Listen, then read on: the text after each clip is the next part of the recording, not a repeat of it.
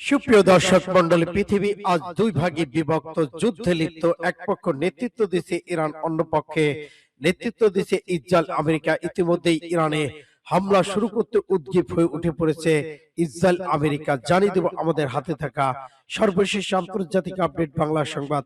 শুরুতেই থাকছে সংবাদ শিরোনাম, এরপর জানাবো বিস্তারিত। ইরানের সাথে যুদ্ধ হলে কঠিন শিক্ষা দেওয়া হবে, ট্রাম্পকে ইরানের সতর্কবার্তা। আফগানিস্তানে ইরানের পাশে থাকবে তালেবান সরকারের মুখপাত্র। এদিকে মার্কিন ব্যবস্থা পতনের দ্বার প্রান্তে। ইরানে মার্কিন সামরিক হস্তক্ষেপ চাইলেন রেজা পাহলভি। দুই দেশের সীমান্তবর্তী এলাকায় ইসরায়েলি হামলা, নিহত 4। ইরান মার্কিন বৈঠক শেষ, যা জানা গেল ফলাফল। যুক্তরাষ্ট্রের হুমকির নেপথ্যে ইরানের জ্বালানি খনি দখল।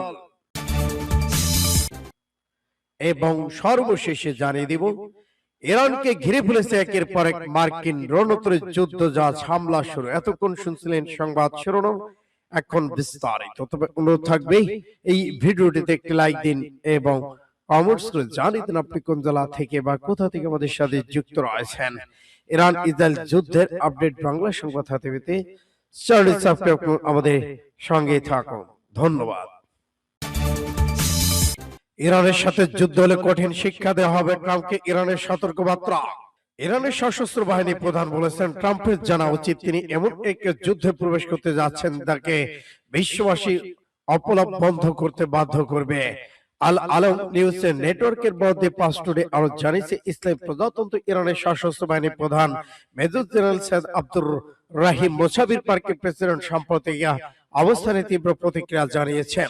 তিনি বলেন, নিজেকে পরাশক্তি বলে দাবি করা মার্কিন প্রেসিডেন্টের কথা রাষ্ট্রপতি সুলভ নয়, তার চেয়ে তুচ্ছ। সশস্ত্র বাহিনী প্রধান প্রশ্ন, ট্রাম্প যদি যুদ্ধ করতে চায় তাহলে আলোচনার কথা বলেছেন কেন? ট্রাম্পের জানা উচিত যে তিনি এমন একটি যুদ্ধ প্রবেশ করেছেন যা তাকে কঠিন শিক্ষা দেবে এবং যার ফলে তার নিরর্থক চেঁচামেচি বন্ধ করতে বাধ্য হবে। সূত্র পাঁচটুডে এনএম।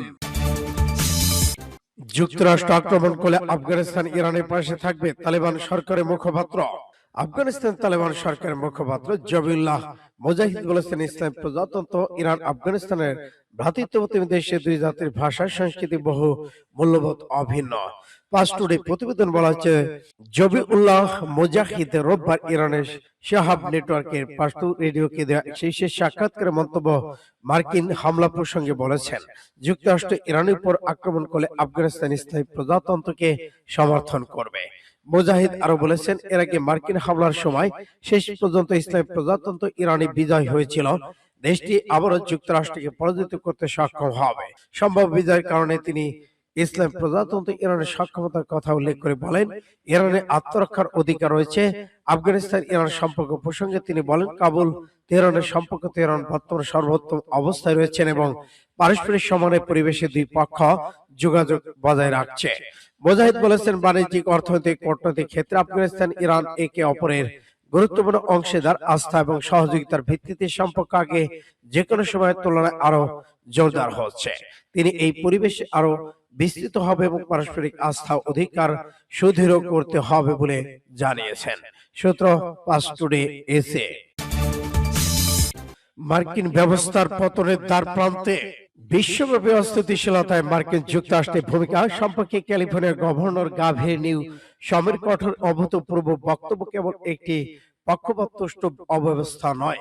তিনি স্পষ্টতই ডোনাল্ড ট্রাম্পের শাসন ব্যবস্থাকে আমেরিকার জন্য আন্তর্জাতিক বিশ্বাসযোগ্যতার পতন ও বিশ্ব ব্যবস্থা বিশৃঙ্খলা বিস্তারের লক্ষণ বলে মনে করেছেন। ক্যালিফোর্নিয়া গভর্নর বলেন, আমি কখনো ভাবিনি যে আমার পুরো জীবনে এরকম কথা বলবো। গ্যাভিন নিউসম আরো বলেছেন, ট্রাম্প জনগণের কাছে ঐতিহাসিকভাবে ঘৃণিত। তিনি ট্রাম্প প্রশাসন সক্ষমতাকে ব্যক্তিগত ও কৌশলগত করার জন্য পুরোপুরি পরিচিত। কূটনৈতিক ব্যবস্থা থেকে জাতীয় নিরাপত্তা উপদেষ্টা ব্যবস্থা পর্যন্ত সিদ্ধান্ত গ্রহণকারী ঐতিহ্যবাহী প্রতিষ্ঠানগুলোকে প্রান্তিক করা হয়েছে। প্রধান সিদ্ধান্তগুলো প্রাতিষ্ঠানিক ঐক্যমতের ভিত্তিতে নয়, বরং ব্যক্তিগত ইচ্ছার বিরুদ্ধে নেওয়া হয়েছে। রাজনীতি বিজ্ঞানের এই পরিবর্তনকে প্রাতিষ্ঠানিক গণতন্ত্র থেকে ব্যক্তিগত নেতৃত্বে যাওয়ার একটি ধ্রুপদী লক্ষণ হিসেবে বিবেচনা করা হয়। এটা এমন এক পথ যা সাধারণ অভ্যন্তরীণ স্থিতিশীলতা এবং জনসাধারণের আস্থার পতন ঘটায়। পররাষ্ট্র নীতিতে ধরনের পরিস্থিতি আরো স্পষ্ট। বহুপক্ষীয় ব্যবস্থা স্থপতি হিসেবে মার্কিন যুক্তরাষ্ট্র ঐতিহাসিক ভূমিকা থেকে সরে এসেছেন। জোটগুলো দুর্বল হয়ে পড়েছে। সূত্র পাঁচ টুডে এনএম। ইরানে মার্কিন সামরিক হস্তক্ষেপ চাইল রেজা পাহলভি। ইরানে নবনির্বাচিত ক্রাউন প্রিন্স রেজা পাহলভি দেশটির বর্তমান শাসন ব্যবস্থার পতন ত্বরান্বিত করতে মার্কিন যুক্তরাষ্ট্রের প্রতি সামরিক হস্তক্ষেপের জোরালো আহ্বান জানিয়েছেন। শনিবার মিউনিখ নিরাপত্তা সম্মেলনের ফাঁকে রয়টার্সকে দেয়া এক সাক্ষাৎকারে তিনি এ দাবি করেন। তেহরানের বর্তমান শাসন ব্যবস্থাকে ক্ষমতাচ্যুত করার জন্য কেবল অর্থনৈতিক নিষেধাজ্ঞা, কূটনৈতিক চাপ যথেষ্ট নয়। পাহলভির মতে ইরানে রেভলিউশনারি গার্ড কর্পস কোরের কৌশলগত স্থাপনাগুলোতে সুনির্দিষ্ট সামরিক আঘাত হানা না হলে ইরানি জনগণকে কোন অভ্যুত্থানে উৎসাহিত করবে এবং এটি গণতান্ত্রিক পরিবর্তনের পথ প্রশস্ত করবে। পাহলভি যুক্তি দিয়েছে যে সামরিক হস্তক্ষেপের মাধ্যমে ইরানিদের মুক্তি ত্বরান্বিত করা সম্ভব এবং এটি দীর্ঘমেয়াদে আরো বেশি প্রাণহানি রোধ করবে। তিনি ডোনাল্ড ট্রাম্পের প্রশাসনকে উদ্দেশ্য করে বলেন, ইরানের জনগণের উপর দমন বন্ধ করতে এবং বিশ্ব শান্তি রক্ষায় আমেরিকান উচিত সরাসরি পদক্ষেপ নেওয়া। দুই দেশের সীমান্তবর্তী এলাকায় ইসরায়েলি হামলা, নিহত ৪।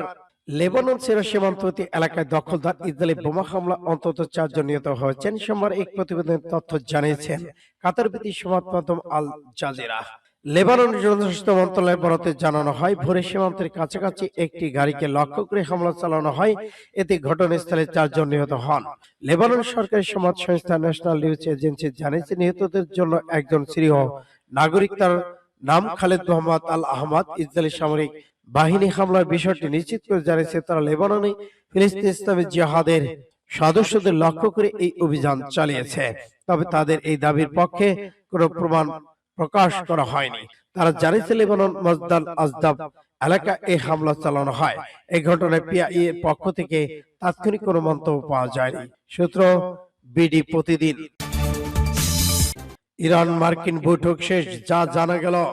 ইরান ও আমেরিকা প্রতিনিধিদের মধ্যে আলোচনা আপাতত শেষ হয়েছে। ইরানের পররাষ্ট্র মন্ত্রণালয় একজন মুখপাত্র বরাতে জানিয়েছে, ইসলামী রিপাবলিকান অফ ইরান ব্রডকাস্টিং আরজিসি আজকের আলোচনা কোনো বিষয় এখনো প্রকাশ করা হয়নি।